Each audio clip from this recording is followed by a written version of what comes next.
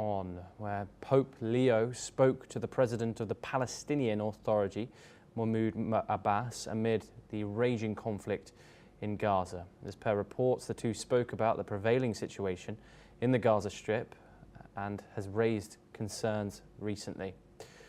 It was the first official conversation between the two men since Leo's papacy began. Reporting on the call, the Vatican has said that the Pope emphasized the urgent need to provide assistance to those most vulnerable to the consequences of the conflict and to allow adequate entry of humanitarian aid. It followed a call on July the 18th between the Pope and the Israeli Prime Minister Benjamin Netanyahu, a day after a strike on on Gaza's only Catholic church that killed 3 people. On July the 20th, Pope Leo condemned the barbarity of the war in Gaza and again called for a peaceful resolution. We're now joined by, apologies, we had technical issues there.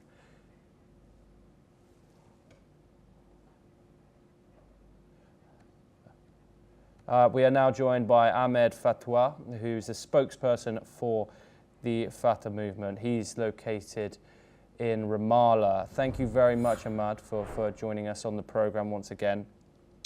Ahmad, what do you think the significance here is of Pope Leo speaking to both Israeli and Palestinian leaders so close together?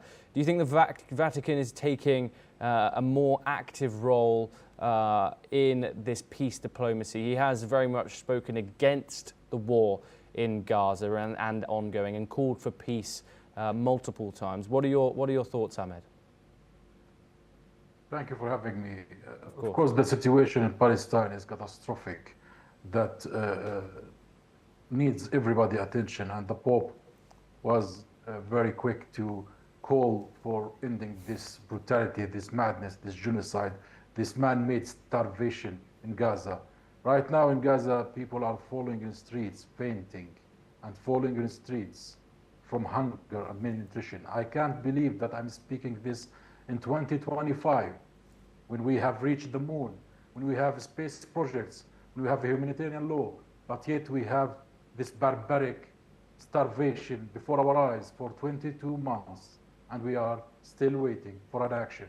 Pope spoke from his heart, from his belief in God and his faith for humanity to end this madness. And the President Mahmoud Abbas issued today an appeal, an urgent appeal, calling all leaders to stop this madness. Enough is enough. Israel is doing a crime that is unspeakable. It's inconceivable that is still going on. We are all seeing aid seekers being shot at in a very sadistic, grotesque war crime, and this is still continuing. 1,000 aid seekers died to find a piece of bread. Hungry, starved people are dying and being shot at. And the world is watching. The world is inactive. Where is the United Nations? Where's the European Union? Where's the Islamic nation? Where's Asia? Where's the Ahmed, world? We are asking. Ahmed, obviously this came in direct response to the church that was struck, the only church in the region. How have you thought that Christian-led nations have reacted to this? What has been your analysis of that? Obviously, we've seen the likes of Giorgia Meloni speak out, the Prime Minister of Italy. We've also seen the leader of 1.4 billion Catholics around the world now consistently actually speaking out against the war in Gaza. Are they doing enough? No, they are not doing enough. We are only hearing condemnation, statements, words. Where's the action? They all sell and have trade deals with Israel. Some of them sell guns. Why that did not stop? Where's the sanctions against Israel that is doing war crime for the past 22 months? Where is that? Israel bombed the only Catholic church in Gaza, the only Catholic church in Gaza. And it harbored refugees. This is a war crime that is beyond words. Last year, they bombed one of the most ancient churches of Palestine in Gaza. Israel does not respect anything, does not respect religious places, does not respect schools, hospitals, children, even toddlers. They don't care.